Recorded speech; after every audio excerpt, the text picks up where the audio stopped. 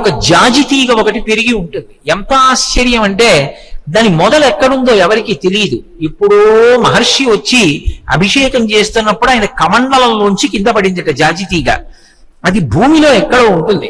దాని మీద అగ్నిగుండాలు పెట్టి షష్ఠి పూర్తి చేస్తారు.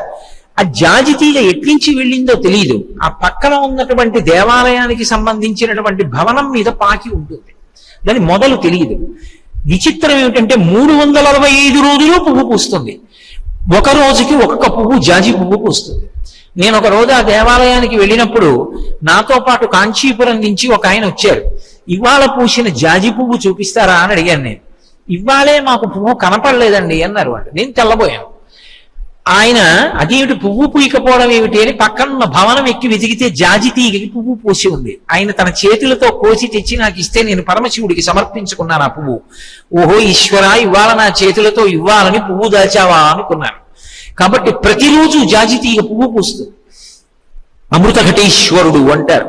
ఆ క్షేత్రంలోనే మనం ప్రత్యేకంగా అడిగితే చూపిస్తారు, లేకపోతే కనపడదు. వస్త్రం తీసి చూపిస్తేనే కనపడుతుంది. యమధర్మరాజు గారి యొక్క పాశం, యమధర్మరాజు గారు పరమశివుడు కాలిత్తి తన్నినటువంటి ఘట్టంతో శివలింగం వెలిసి ఉంటుంది అక్కడ. అక్కడే మార్కండేయోపాఖ్యానం జరిగింది అంటారు. మార్కండేయుడు మహానుభావుడు, కారణజన్ముడు. వారి తండ్రి గారు మృకండు మహర్షి, ఆయన భార్య పేరు మరుద్వతి. ఆ దంపతులు గృహస్థాశ్రమాన్ని ఎంతగా పండించుకున్నటువంటి వాళ్ళు అంటే అత్తమామల్ని దైవంలా సేవ చేసేది ఆ మరుద్వతి. ఇంటికొచ్చినటువంటి అతిథులందరికీ కూడా అన్నం పెట్టి కడుపు నింపి వచ్చినటువంటి అతిథి విష్ణు స్వరూపమే అన్న భావనతో అంత మర్యాదతో ప్రవర్తిస్తుండేది. మృకండు మహర్షి మహానుభావుడు, గొప్ప శివభక్తి తత్పరుడు. ఆయన తన తపశ్శక్తితో తనకున్నటువంటి యోగ విద్యతో ఒకనాడు బ్రహ్మలోకానికి వెళ్ళాడు. ఒకనాడమ్ముని బంగరంపు చెలువందొప్పొందు పైతామహ ప్రకటారామము చేరి బ్రహ్మసభ చేరంబోవగా ఆ అకలంక స్థితియున్న మృకండుముని నపత్యం పట్గా దౌవారికుల్ రకమౌ ఆ విభవము లేదనంచు పలకన్ మునింద శ్రేష్ఠుడు అవ్వారితోన్ అంటారు. ఆయన బ్రహ్మలోకానికి వెళ్ళి బ్రహ్మగారు సభ తీర్చి ఉన్నాడు అని తెలిసి బ్రహ్మసభలోకి వెడదామని అడుగు పెట్టబోయాడు. కానీ అడుగు పెట్టలేకపోయాడు. ఒక్కొక్క చోట దివ్యమైనటువంటి శక్తి అలా ఉంటుంది. ఇవాళ ఉదయం నేను సుంగిళ్ళ అన్న క్షేత్రానికి ఆ తల్లి పంపిస్తే నరసింహస్వామి వారి దర్శనానికి వెళ్ళాను. ఆ క్షేత్రం ఎంత గొప్పదంటే ఆ స్వామిని దర్శించడానికి స్నానం చేసి తగిన శౌచ్యంతో వెళ్ళకపోతే అసలు ఆ క్షేత్రానికి వెళ్ళేటటువంటి దారి మర్చిపోయేటో వెళ్ళిపోతారట. దారి కనపడదు. ఒకవేళ ఎవరైనా వెళ్ళినా కూడా రాజద్వారం దాటి లోపలికి రాలేరు. అలా జరిగిన సందర్భం ఏమైనా ఉందా అని అడిగారు మా గోపాలకృష్ణ గారు. అడిగితే అర్చక స్వామి చెప్పాడు, ఒకానొకప్పుడు ఇక్కడికి వచ్చిన వ్యక్తి పూజ చేసుకుంటూ మధ్యలో శరీర శోధన అంటే మూత్ర విసర్జన కొరకు బయటికి వెళ్ళి మూత్ర విసర్జన చేసి పాదములు కడుక్కోకుండా మళ్ళీ దేవాలయంలోకి రాబోయాడు. ప్రధాన ద్వారం దగ్గరికి వచ్చేటప్పటికి వెనక్కి విరుచుకు పడిపోయాడు. అప్పుడు ఆయన్ని లేపి నీళ్లు కొట్టి ఏమైందంటే మూత్ర విసర్జన చేసి కాళ్ళు కడుక్కోకుండా గుళ్ళోకి రాబోయాను, కానీ వెళ్ళలేకపోయాను, వెనక్కి పడిపోయానంటే మళ్ళీ కాళ్ళు కడుక్కుని లోపలికి వెళ్ళాడు, వెళ్ళనిచ్చాడు. అంతరాలయంలోకి అర్చకులు కూడా శౌచంతో ఉండకపోతే రానివ్వట్టాయన, వెనక్కి పంపించేస్తాడు. ఒక్కొక్క క్షేత్రానికి అంత దివ్యమైనటువంటి శక్తి ఉంటుంది. బ్రహ్మసభలోకి అడుగు పెట్టబోయాడు మహానుభావుడైనటువంటి మృకండు మహర్షి, కానీ పెట్టలేకపోయాడు. ఎందుకు పెట్టలేకపోయానని ఆలోచించాడు. అపత్యం బడ్గా, ఓహో నాకు సంతానం లేదు. సంతానం లేనటువంటి వారికి బ్రహ్మసభలో ప్రవేశించేటటువంటి అర్హత ఉండదు. అందుకే వివాహం చేసుకుని సంతానాన్ని కని తీరాలి. కొంతమంది మెట్ట వేదాంతం మాట్లాడుతుంటారు, నాకు వైరాగ్యం వచ్చేసిందండి, మేము ఇంకా పెళ్లి చేసుకోవద్దు అనుకుంటున్నాం. అలా బ్రహ్మచర్యంతో ఉండకూడదు. నీకంత వైరాగ్యం ఉంటే సన్యాసం తీసుకోవాలి. అసలు బ్రహ్మచర్యం నుంచి సన్యాసం మంచిది కాదు. ఎవరో కొన్ని కోట్ల మందిలో ఎవరికో దక్కుతుంది అటువంటి వైరాగ్యం తప్ప అందరికీ అది కుదిరే విషయం కాదు. లేదా గృహస్థాశ్రమం స్వీకరించి సంతానాన్ని కనాలి. అంతేకాని సంతానం కలగకుండా నేను బ్రహ్మచారిగా ఉంటానండి అన్న మాట అనకూడదు. అలా ఎవడైనా చేస్తే వాణ్ణి కన్నటువంటి తల్లిదండ్రుల్ని 7 తరాల వాళ్ళని చెట్లకి తిరగేసి కట్టేస్తారు. మహాభారతం ఆది పర్వంలోనే మనకి అటువంటి ఆఖ్యానం ఒకటి కనపడుతుంది. అందుకే ఆశ్రమ నియమం అంటే ఆశ్రమ నియమమే. నాకు చాలా భక్తి అండి, నాకు చాలా వైరాగ్యం అండి, నేను పెళ్లి చేసుకోనండి అనకూడదు. అంత భక్తి ఉన్న త్యాగరాజస్వామి వారు చేసుకోలేదా, ముత్తుస్వామి దీక్షితారు వారు చేసుకోలేదా, శ్యామశాస్త్రి గారు చేసుకోలేదా, అన్నమయ్య చేసుకోలేదా, ఋషులందరూ చేసుకోలేదా? నువ్వు ఒక్కడికే పెద్ద 2 మాటలు పుట్టావా, నీకొక్కడికి అంత వైరాగ్యం ఉందా? అక్కర్లేని మెట్ట వేదాంతం మాటలు మాట్లాడకూడదు. అప్పుడప్పుడు నాకు కొంతమంది ఫోన్ చేస్తారు, మీ ఉపన్యాసాలు విన్నామంటే మాకు వైరాగ్యం వచ్చేసింది, పెళ్లి చేసుకోనుకుంటున్నాను.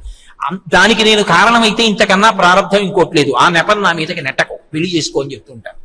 కాబట్టి పెళ్లి చేసుకు తీరాలి. అంత వైరాగ్యం పండిపోతే ఎవరో ఆదిశంకరులు, చంద్రశేఖరేంద్ర సరస్వతి మహాస్వామి అటువంటి వారికి అసలు బ్రహ్మచర్యాశ్రమంలోనే అంత వైరాగ్యం వస్తుంది, వారు సన్యసిస్తారు. అంతేకాని పైకి బట్ట రంగోటి మార్చుకున్నంత మాత్రాన వచ్చే ప్రయోజనం ఏమిటి, లోపల ఏదీ మారకుండా. కాబట్టి అలా ఇంకా సంతానాన్ని కనలేదు కాబట్టి, బిడ్డలు పుట్టలేదు కాబట్టి ఆ మృకండు మహర్షి బ్రహ్మగారి సభలోకి అడుగు పెడదామన్నా పెట్టలేకపోయాడు. ద్వారపాలకుల్ని అడిగాడు. వాళ్ళన్నారు, సంతానం లేని వాళ్ళు బ్రహ్మసభలోకి ప్రవేశించలేరు, అందుకని మేము చెయ్యగలిగింది లేదు, వెనక్కి వెళ్ళిపోమన్నారు. ఆయన చాలా బాధతో తిరిగి వచ్చేశాడు.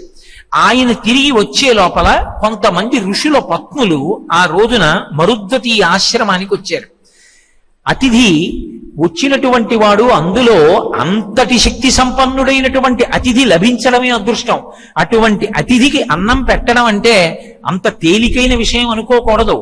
కొన్ని జన్మల పాటు వంశాన్నంతటినీ కాపాడేస్తుంది ఒక్కొక్క మహాపురుషుడికి అన్నం వడ్డించినటువంటి పుణ్యం.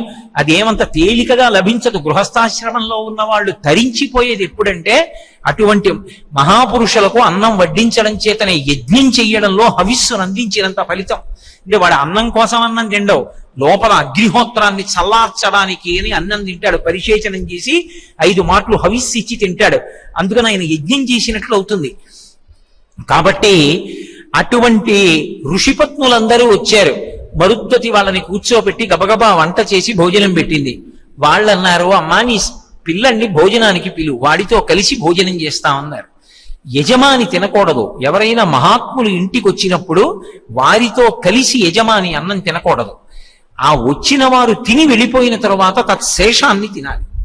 అలాగే పిల్లలుంటే మాత్రం ఇంటికి భోజనానికి వచ్చిన వాళ్ళు, అయ్యా మీ పిల్లలుంటే భోజనానికి కూర్చోపెట్టండి అంటారు. ఆ పిల్లలతో కలిసి తినాలి. తిని కాళ్ళు కడుక్కోవాలి. ఏ ఇంట తిని పెద్దలు కాళ్ళు కడుక్కున్నారో ఆ ఇల్లు వృద్ధిలోకి వస్తుంది. అందుకే అడుగుతారు, ఈ ఇంట ఎవరు కాళ్ళు కడిగారో ఇంత ఐశ్వర్యం వచ్చిందంటారు. ఒక్కొక్క మహాత్ముడు వచ్చి కాళ్ళు కడిగిన వేళ అంత ఐశ్వర్యం వస్తుంది. అది కాళ్ళు కడగడం అన్న మాటకు అర్థం ఏమిటంటే ఆయన కాళ్ళు మనం కడగడం కాదు, ఆయనకి భూతతృప్తి కలిగింది. ఆయనకి ఏదో కాస్త అన్నం పెట్టారు ఆ వేళకి. అన్నం తిన్నాడు. ఆయన అన్నం తిన్నాడు కాబట్టి కాళ్ళు కడుక్కున్నాడు. ఆయన అన్నం తిని కాళ్ళు కడుక్కున్నాడంటే ఆయన ఆకలి తీరి తృప్తి పొందాడు. ఆయన తృప్తికి పరమేశ్వరుడు ఎంత సంతోషపడిపోతాడు. రే, నన్ను నమ్ముకున్న వాడికి వేళ పట్టున ఇంత అన్నం పెట్టావురా, కాళ్ళు కడుక్కున్నాడు రా, సంతోషంగా కూర్చున్నాడు రా, ఇచ్చేస్తున్నాడు నీకు మహదైశ్వర్యం అంటాడు. ఎటువంటి కోరికైనా తీరుస్తాడు. అందుకే మీ ఇంట్లో ఎవరైనా అన్నం తిన్నారా అని అడగరు, మీ ఇంట్లో ఎవరైనా కాళ్ళు కడుక్కున్నారా అని అడుగుతారు. పెద్దలైన వారి ఇంటికి వస్తే అందుకే ముందు కాళ్ళు కడుక్కోవడానికి నీళ్ళు ఇస్తారు, అన్నం తినగానే కాళ్ళు కడుక్కోవడానికి చోటు చూపిస్తారు. కాళ్ళు కడుక్కోవాలి. కాబట్టి ఆ వచ్చినటువంటి వాళ్ళు కూర్చుని, ఏదమ్మా నీ కుమారుణ్ణి పిలు, కలిసి భోజనం చేస్తాం అన్నారు. భోజనం అనరు, దేవతార్చన అంటారు. అర్థం అవడానికి అలా అన్నానంతే. పెద్దల్ని పిలిచినప్పుడు అయ్యా మా ఇంటికి భోజనానికి రండి అనకూడదు, అయ్యా మా ఇంటికి దేవతార్చనకి రండి అనాలి. ఎందుకంటే ఆయన భోజనం చేయడం కోసమని రాడు, దేవతార్చనగా తింటాడు. అగ్నిహోత్రుడికి హవిస్సు ఇచ్చి తింటాడు. అందుకే మధ్యలో ప్రయత్నపూర్వకంగా మాట్లాడించకూడదు, వాళ్ళు మాట్లాడితే తప్ప. కాబట్టి మరుద్వతిని, నీ పిల్లల్ని పంపమ్మా, కలిసి మేము దేవతార్చన చేస్తామంటే ఆవిడంది, అమ్మా ఏమనుకోకండి నాకు సంతానం లేదండి. వాళ్ళు చటుక్కున లేచిపోయి అన్నారు, నిస్సంతు అయినటువంటి స్త్రీ ఇంట మేము అన్నం తినం. ఎందుచేత అంటే నీ భర్త నీ మెడలో తాళి ఎందుకు కట్టాడు? ధర్మ ప్రజాపత్యర్థం, వంశం పెరగాలని. వంశం పెరగడానికి నువ్వు పనికి రాలేదు అంటే నీ భర్త సంతోషించలేదు.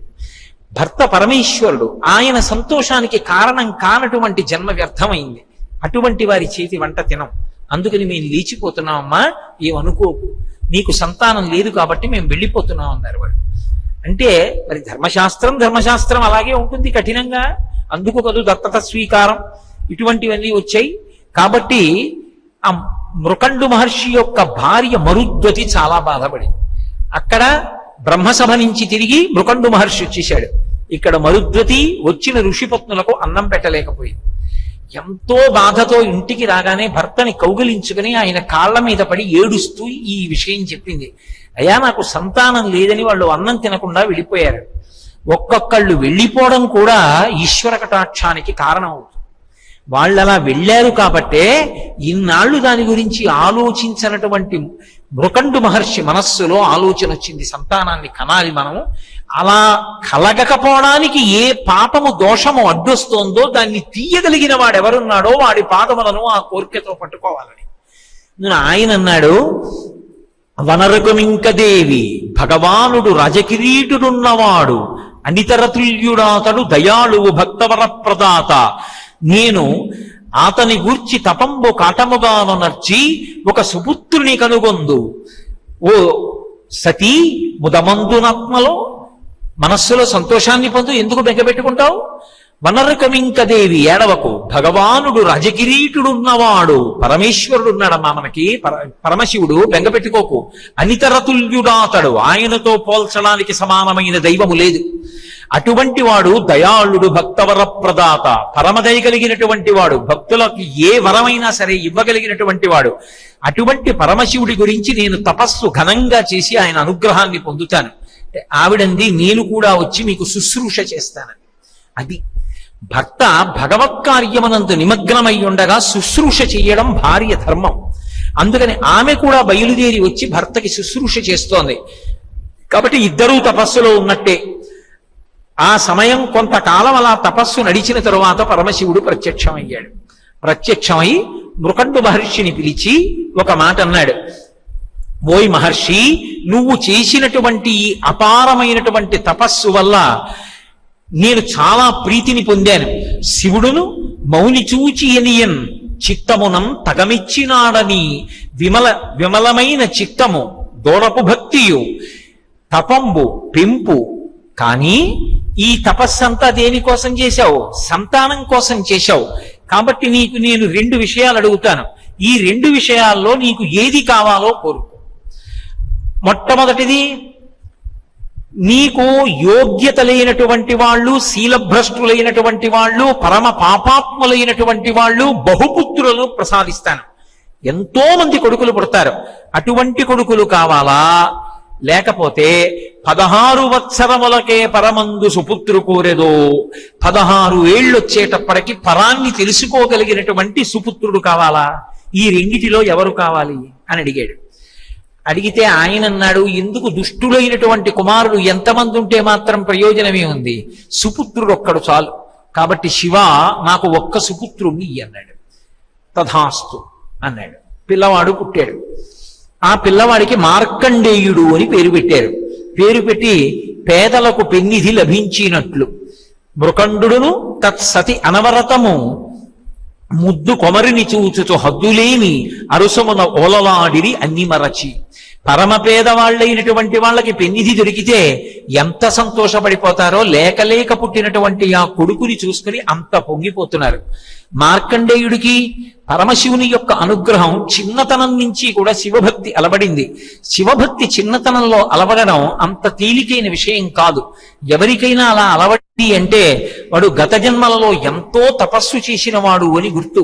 అందుకే నడవగా వచ్చిన నాటి నుండి శివదేవళంబులకు ఏగుచుండు, పలుకగా వచ్చిన నాటి నుండి ఓం నమ శివాయ సేపొద్దు పలుకుచుండు, వ్రాయగా వచ్చిన నాటి నుండి మెచ్చిన భక్తి శివ సహస్రంబును లుఖించుచుండు, చదువుగా వచ్చిన నాటి నుండి శివ ప్రబంధంబులను వల్లివేయు, భూతి సర్వాంగములనిపుడు పూయుచుండు, మెడను రుద్రాక్షలను తవిలి దాల్చియుండు, పార్థివేశార్చ ఏనాడు మాయకుండు, తగిన కొమరుడై చెరియించే మార్కండేయుండు అని ఆయన ఎంత భక్తితో ఉండేవాడు అంటే చిన్నతనంలో పుట్టినప్పటి నుంచి కూడా అడుగులు వేయడం వచ్చినప్పటి నుంచి తనకి తానే ఆ తప్పటడుగులతో శివాలయం ఎటుందో అటువైపుకి నడిచి శివదర్శనానికి వెళ్ళేవాడు. ఆయనకి మాటలాడడం వచ్చినప్పటి నుంచే ఎవరూ ఉపదేశం చేయకుండానే నమశివాయ అంటుండేవాడు. వ్రాయడం వచ్చినప్పటి నుంచి శివకోటులను ఆ శివ శివ శివ అన్న నామాన్ని వ్రాస్తుండేవాడు. చదవడం వచ్చినప్పటి నుంచి శైవ ప్రబంధాలన్నింటినీ కూడా చదివాడు. విభూతి ఒంటికి అలదుకోవడం అంటే ఎంత ప్రీతో ఆయనకి. ఎప్పుడు విభూతి సర్వాంగములను దాల్చియుండు, శరీరావయములకు విభూతి రాసుకునేవాడు.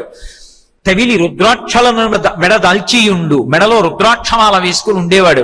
పార్థివేశార్చ ఏనాడు బాయకుండు, పార్థివలింగాన్ని చేసి తీసుకొచ్చి పూజ చేయడం ఎన్నడూ మర్చిపోలేదు. అలా పార్థివేశార్చ చేస్తూ ఉండేవాడు.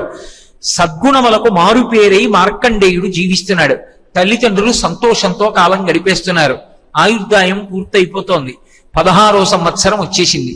నారద మహర్షి వచ్చారు. పిల్లవాణ్ణి తీసుకెళ్లి నమస్కారం చేయమన్నారు. ఆయన అన్నారు, కొడుకు పుట్టాడన్న సంతోషంలో కొడుకు యొక్క ఆయుర్దాయం అయిపోతోందని మీరు తెలుసుకోలేకపోతున్నారు. 16వ సంవత్సరం వచ్చేసింది పిల్లాడికి. కాబట్టి రక్షించగలిగిన వాడు మళ్ళీ పరమశివుడు ఒక్కడే. ఈ పిల్లవాణ్ణి పరమశివుడి కాళ్ళు పట్టుకోమని పంపించేయండి అన్నాడు.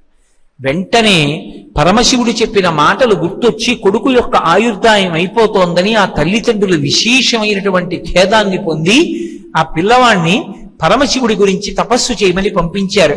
16 ఏళ్ల పిల్లవాడు పురాతనమైనటువంటి ఒక దేవాలయానికి చేరుకుని శివలింగం దగ్గర కూర్చుని 3 కాలములయందు కూడా శతరుద్రీయంతో అభిషేకం చేస్తూ ఎప్పుడు షడ్క్షరీ మహామంత్రాన్ని ఉపాసన చేస్తూ ఆ శివాలయంలోనే కాలం గడుపుతున్నాడు. అయిపోయింది. ఆయన్ని తీసుకొచ్చేయవలసినటువంటి వేళ అయిపోయింది. యమధర్మరాజు గారు భటుల్ని పిలిచి, ఒరే మీరు పాశములు పట్టుకుని వెళ్ళి ఆ పిల్లవాడి కంఠానికి వేసి ఉసురు తీసి తీసుకురండి అన్నారు. యమభటులు వెళ్ళారు. శివాలయంలో ఉన్నాడు పిల్లాడు. గడప దాటి లోపలికి వెళ్ళబోయారు. ఆయనని రక్షిస్తున్నటువంటి శివ తేజస్సు కనపడింది వాళ్ళకి. ఆ తేజస్సు వంక చూసి వాళ్ళకి కళ్ళు కనపడలేదు. హతాశులై వెనక్కి పడిపోయి ఆ పిల్లవాడి జోలికి వెళ్ళలేక వెనక్కొచ్చి యమధర్మరాజు గారికి చెప్పారు, సమవర్తిని, కాలంలో ఎవరు ఎప్పుడు పడిపోవాలో అప్పుడు పడిపోకుండా నేను ఎవరిని ఉంచను, ఆ పిల్లవాడిని నేనే తీసుకొస్తానని యమధర్మరాజు గారు బయలుదేరాడు. శివాలయం దగ్గరికి వచ్చాడు. లోపలికి వెడదామంటే శివ తేజస్సు అడ్డగిస్తోంది. పిల్లవాణ్ణి పిలిచాడు. నువ్వే బయటికి రా, చాలులే చేసిన శివ పూజ, బయటికి రా, నీ మెడలో పాశం వెయ్యాలన్నాడు. పరమశివుణ్ణి పట్టుకుని ఉండగా నువ్వు నన్ను పాశం వేసి ఎక్కడికి తీసుకెడతావురా? శివభక్తుడిని తీసుకెళ్లడం నీ సాధ్యమే, నువ్వు తీసుకెళ్లలేవు. ఆయన యొక్క రక్ష నాకుండగా నీ తరమా అని అడిగాడు. అది మార్కండేయుడి యొక్క స్తోత్రంలో గమనించవలసినటువంటి విషయం అది. అందుకే మా చిన్నతనంలో మా అమ్మగారు పాపం ప్రతిరోజు చంద్రశేఖరాష్టకం చదివి బొటనవేలుతో విభూతి పెడుతుండేది. ఒరే ఎక్కడో ఆడతారు, ఆ పుట్టల దగ్గర చెట్ల దగ్గర తిరుగుతూ ఉంటారా, మీకు శివరక్ష అంటుండేది ఆవిడ. చంద్రశేఖరాష్టకాన్ని ప్రతిరోజు ఇంట్లో ఎక్కడ చదువుతారో అక్కడ పిల్లలకి రక్షాకవచం ఏర్పడుతుంది. పిల్లల మీదకి ప్రమాదాలు పొంచి రావు. అందుకే మార్కండేయుడు నన్ను రక్షించమని అడగలేదు, నేను శివుడి పాదములు పట్టుకుని ఉండగా నువ్వు నన్ను ఏం చేస్తావని అడిగాడు. చంద్రశేఖర చంద్రశేఖర చంద్రశేఖర పాహిమాం, చంద్రశేఖర చంద్రశేఖర చంద్రశేఖర రక్షమాం, రత్నసానుశరాశనం రజతాద్రిశృంగ నికేతనం, సింజనీకృత పన్నగేశ్వరం అచ్యుతానలసాయకం, క్షిప్రదగ్ధపురత్రయం త్రిదశాలయైరభివందితం, చంద్రశేఖరమాశ్రయే మమ కింకరిష్యతి వయ్యమహ అన్నాడు. చంద్రశేఖరమాశ్రయే, నేను చంద్రశేఖరుణ్ణి ఆశ్రయించి ఉన్నాను. ఆశ్రయించి ఉండగా చంద్రశేఖరమాశ్రయే మమ కింకరిష్యతి వయ్యమహ, యమకింకరులు యముడు నన్నించేస్తారని అడిగాడు. అడిగితే యమధర్మరాజు గారు పాశం తీసి మార్కండేయుడి మెడ మీదకి వేశాడు. మార్కండేయుడు గబగబా వెళ్లి శివలింగాన్ని కౌగిలించుకున్నాడు. ఆయన కౌగిలించుకుని ఉండగా ఆయన తల శివలింగానికి చీర్చి ఉంది. చీర్చి ఉండగా శివలింగానికి పిల్లవాడి తలకి వేరు చేసి పాశం ఎలా వేస్తాడు? ఆ పాశం వేయడంలో శివలింగంతో కలిపి పడిపోయింది. ఆ పిల్లవాడిని లాగాడు. లాగేటప్పటికే ఆయన వెంటనే చంద్రశేఖరమాశ్రయే మమ కింకరిష్యతి వయ్యమహ అని అరిచాడు. అంతే, ఆవిర్భావలింగం అంటారు. ఆ శివలింగంలోంచి ఉద్ధతమూర్తి ఒక్కసారి పైకొచ్చింది. ఆయన అటువంటి స్వరూపంతో వస్తే నిలబడగలిగిన వాడు ఉండడు. ఇంకా రుద్ర కవచంలో ఆయన యొక్క ఘోరస్వరూపంతో లేస్తే ఎలా ఉంటాడో చెప్తారు. ఓం నమో భగవతే సదాశివాయ సకల తత్వ విదూరాయ సకల లోకైక కర్త్రే సకల లోకైక హర్త్రే సకల లోకైక సంహర్త్రే సకల లోకైక సాక్షిణే సకల నిగమ గుహ్యాయ సకల లోకైక వరప్రదాయ సకల దురితార్తి భంజనాయ సకల జగద భయంకరాయ శశాంక శేఖరాయ శాశ్వత నిజావాసాయ నిరావాసాయ నిరాతంకాయ నిష్కళంకాయ నిష్ప్రపంచాయ నిర్ద్వంద్వాయ నిస్సంగాయ నిర్మమాయ నిర్మలాయ నిర్గుణాయ నిరుపమ విభవాయ నిత్యశుద్ధ బుద్ధ పరిపూర్ణ సచ్చిదానంద అద్వైత పరమ ప్రకాశాయ పరమశాంత ప్రకాశాయ తేజోరూపాయ తేజోధిపతయే జయ జయ జయ రుద్ర మహారుద్ర వీరభద్రావతార మహాభైరవ కాల భైరవ కల్పాంత భైరవ కపాల మాలాధర ఖట్వాంగ ఖడ్గ చర్మ శూల మృగపాణి జటాధర మృగశూల చండహస్త విష విభూషణ విష తోమరభూషణ మాం రక్ష రక్ష ప్రజ్వల ప్రజ్వల అపమృత్యు భయం నాశయ రాశయ రోగ భయం ఉచ్ఛాదయోచ్ఛాదయ విషసర్ప భయం శమయ శమయ శమయ చోరాన్ మారయ మారయ మమ శత్రువునుచ్ఛాటయోచ్ఛాటయ శూలేన విదారయ విదారయ ఖడ్గేన వ్యపోధయ వ్యపోధయ అని ఆయన భయంకరమైనటువంటి రూపంతో లేస్తే అప్పుడు అడుగుతారు రోగ భయం ఉచ్ఛాదయోచ్ఛాదయ విషసర్ప భయం శమయ శమయ మమ శత్రువునుచ్ఛాటయోచ్ఛాటయ చోరాన్ మారయ మారయ అని ఆయన వలన కలగవలసినటువంటి ఫలితాన్ని అడిగి అప్పుడు శివ కవచైన మాచ్ఛాదయాచ్ఛాదయ అని అడుగుతారు. నేను శివ కవచం కట్టుకుంటున్నాను మంత్రంతో అంటారు. ఆ శివ కవచం కట్టుకుని వచ్చిన వాడు దుర్నిరీక్షుడు, వాడి వంక చూడలేరు ఎవరు, అంతటి శక్తివంతుడై ఉంటాడు. అటువంటి ఘోర రూపంతో పైకి లేస్తాడు. ఆ రూపంతో లేచినప్పుడు చూడగలిగిన వాళ్ళు ఉండరు. అటువంటి రూపంతో శివలింగంలోంచి పైకి లేచాడు. పైకి లేచి తన ఎడమకాలెత్తి యమధర్మరాజు గారి యొక్క గుండెల మీద ఒక్క తన్ను తన్నాడు. తన్నేటప్పటికి ఇంత యమధర్మరాజు గారు కూడా పరమశివుని యొక్క పాదతాడనము చేత నెత్తురు కక్కి శరీరాన్ని విడిచిపెట్టి పడిపోయాడు. పడిపోతే అది శంకర భగవత్పాదులు శివానందలహరిలో స్తోత్రం చేస్తారు. వక్షస్థాడనమంత కస్య కఠినాపస్మార సంవర్ధనం భూభృత్పర్యటనం నమత్సురచిర కోటీర సంఘర్షణం కర్మీదం మృదులస్య తావక పదద్వంద్వస్య గౌరీపతే మచ్చేతో మణిపాదుకా విహరణం శంభో సదాంగీకురు అని అడుగుతారు. శంకర వక్షస్థాడనమంత కస్య కఠినాపస్మార సంవర్ధనం, ఆనాడు యమధర్మరాజు గారి యొక్క వక్షస్థలం మీద తన్నినప్పుడు నీ పాదం ఎంత సొక్కిపోయిందో, శ్రీశైల పర్వతం మీద తిరిగినప్పుడు ముళ్ళు గుచ్చుకుని నీ పాదం ఎంత సొక్కిపోయిందో నా మనస్సన్న మణిపాదుక తొడుక్కోవయ్యా అని అడుగుతారు. అంతటి కారుణ్యమూర్తి ఆ రోజున యమధర్మరాజు గారిని చంపేస్తే మార్కండేయుడు ప్రార్థన చేశాడు. శంకరా, ఆయన నీ యొక్క కింకరుడు, నువ్వు ఇచ్చిన ఆజ్ఞని పరిపాలన చేస్తున్నాడు. ఎవరి ఉసురు ఎప్పుడు తీయాలో, ఎవరి ఆయుర్దాయం ఎప్పుడు పూర్తయిపోతుందో అప్పుడు వాళ్ళ యొక్క ప్రాణములు తీయడం ఆయన యొక్క ధర్మం. నువ్విచ్చినటువంటి వరప్రకారం ఆయన నా ఉసురు తీయబోయాడు, ఆయనని మళ్ళీ బ్రతికించవయ్యా అని అడిగాడు. మార్కండేయ మహర్షి యొక్క ప్రార్థన మేరకు మళ్ళీ బ్రతికించాడు. బ్రతికిస్తే యమధర్మరాజు గారు లేచి, అయ్యా నా తప్పు ఏం చేశానో తెలియక అడుగుతున్నాను. మీరు ఆ పిల్లవాడికి జన్మనిచ్చినప్పుడు వాళ్ళ తండ్రులకు వరం ఇచ్చారు, 16 వత్సరములకే పరమందు సుపుత్రు కోరెదో అన్నారు. 16 వర్షములకు పరము పొందేటటువంటి వాణ్ణి కొడుకుగా కావాలా అని అడిగారు. అంటే 16 ఏళ్లకు వెళ్ళిపోవాలి కదా, అందుకు నేను పాశం వేశాను, నన్ను ఎందుకు తన్ని చంపేశారని అడిగాడు. అడిగితే ఆయన అన్నారు, ఓ యమధర్మరాజా, నేను ఇచ్చినటువంటి వరం నీకు అర్థం కాలేదు. వాళ్ళు నా మీద అంత నమ్మకం ఉంచి అంత తపస్సు చేసిన తరువాత నేను వాళ్ళకి ఇచ్చిన వరం ఏమిటి అంటే 16 సంవత్సరములకు పరబ్రహ్మము ఎరుకలోకి రాగలిగినంత జ్ఞానమును పొందగలిగిన కుమారుడని చెప్పాను. ఆ కారణం చేత ఎప్పటికీ 16 ఏళ్ల వయస్సులో ఉంటాడు, అతనికి వార్ధక్యం ఉండదు.